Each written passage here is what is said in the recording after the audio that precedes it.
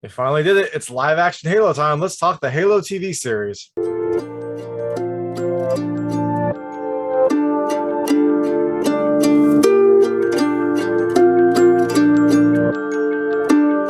So just a fair warning, I'd say I'm like a solid Halo fan, so there might be a lot of Halo references in this review.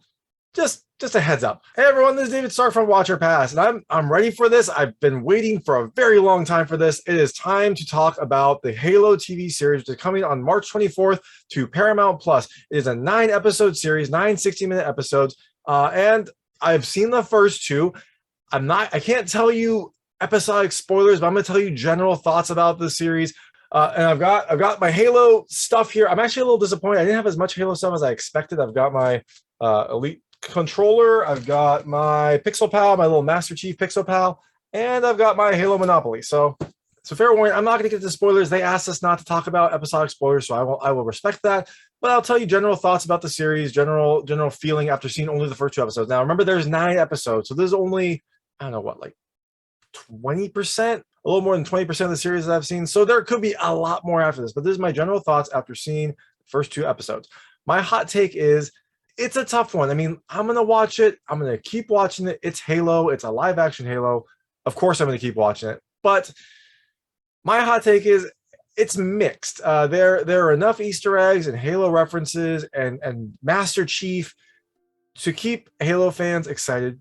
But some fans, myself included, might not appreciate kind of the emphasis on some drama and intrigue, and also some diversions from like the core Halo story and some of the core mechanics of Halo.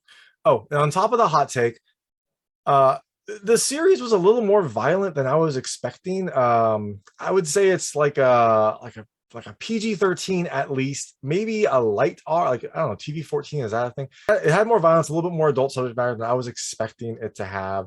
Halo itself seems to always kind of hide some of the violence and not really depict it. This series depicts it pretty front and center. So again, like PG-13, it would be probably about the right rating for this series. So just keep that in mind when you're choosing who you're going to watch it with.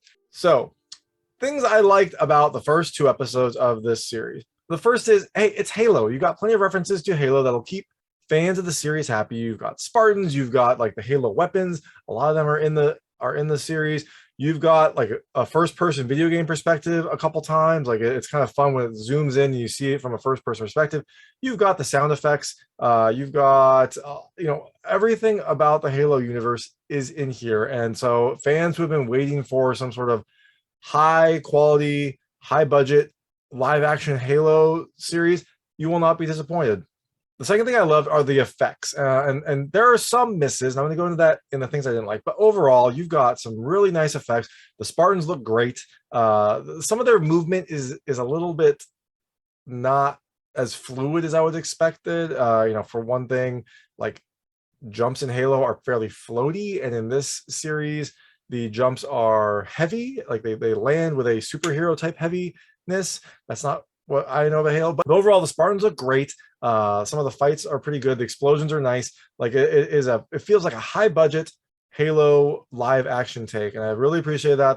There was not much that kind of broke my suspension of disbelief, and that's a big potential problem in a series like this. That's going to have a lot of CG. You're going to have a lot of computer generated items.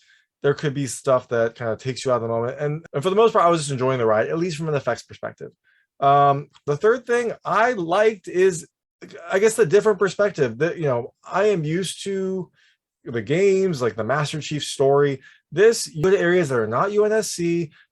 You see perspectives that are not Master Chief. And it was interesting to see that. I guess it's more, I don't know, maybe like so it feels more like a side story, even though you do have, like Master Chief plays a major role, but at least from the start, you get some areas that you wouldn't normally explore in a Halo game, and that was fun to see. And the last thing is, look, like, hey, it's Halo. Like, I can't tell you how many times I audibly gasped with joy for things that happened, like little Easter eggs. I would excitedly smile and point those out. Like it's Halo, it's live action. If you like the series, you will at least get some enjoyment out of it. But things I didn't like. The first is, I guess the drama. The series starts with a nice action sequence that felt exciting and felt, similar to the way the games are. I mean, it's not going to be exactly the same, but it felt like a nice, exciting action-packed start. And then it emphasized a little bit more about drama. And I'm okay with drama, but that's just not what I was hoping for. Like, this is Halo. I wanted big, epic battles, big, epic sequences, and I just haven't gotten that yet. Now, look, I'm only 20-something% into the show. Those could be coming in later episodes. I bet they are coming. But so far from the first 2 episodes, you had this really nice start, and then it kind of slowed down a little bit. And I guess, to be fair, my wife did like the drama. So I guess from that perspective, maybe it'll have some more appeal. But for me, it just didn't give me what I was looking for from the series so far. The second thing I did not love is, I'm going to call it the diversions. Things that seem to diverge from the canon of Halo that I know. And I guess this series is supposed to be like this series, and I guess it's Silver Team is the name of the Spartan team in this series. This timeline is supposed to be rooted in Halo canon, but they say it takes it from a different perspective. I'm going to say it diverges from some of the canon, and there are some noticeable things. I'm not going to get into specifics, but there are some noticeable changes from what I know about Halo.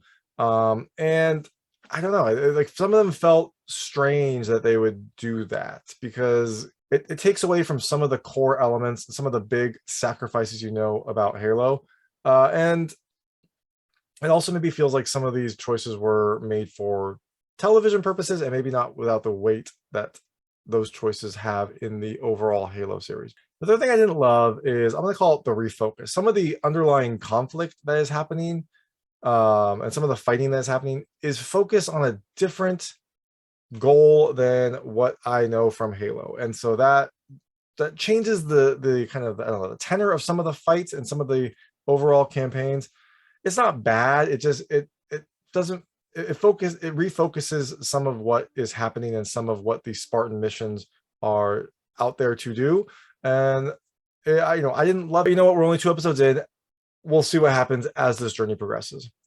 So the fourth thing I did not love are some of the effects, some of the non-Spartan effects. I don't want to specifically reveal spoilers, but some of the non-Spartan effects didn't look very natural, didn't look as good as I was expecting. And look, like, this is a series where there's going to be a lot of CG, there's going to be some misses, and some of the non-Spartan characters did not look great. They looked a little distracting. They didn't move well. They didn't, and it was mixed, right? Sometimes, like, close-ups, they would look okay, and then when they were moving, they did not look great.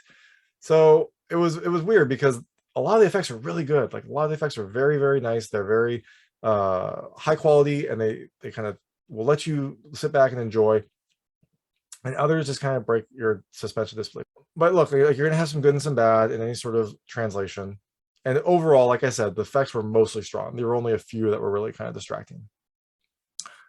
The last thing I did not love, although this is kind of a mixed one as well, is, I don't know, there wasn't enough music, and specifically the Halo music. The Halo theme comes in occasionally, but I was expecting it to come in a little more. And so maybe later, if there's more of an action focus, you're going to get that string undertone, the like that kind of thing.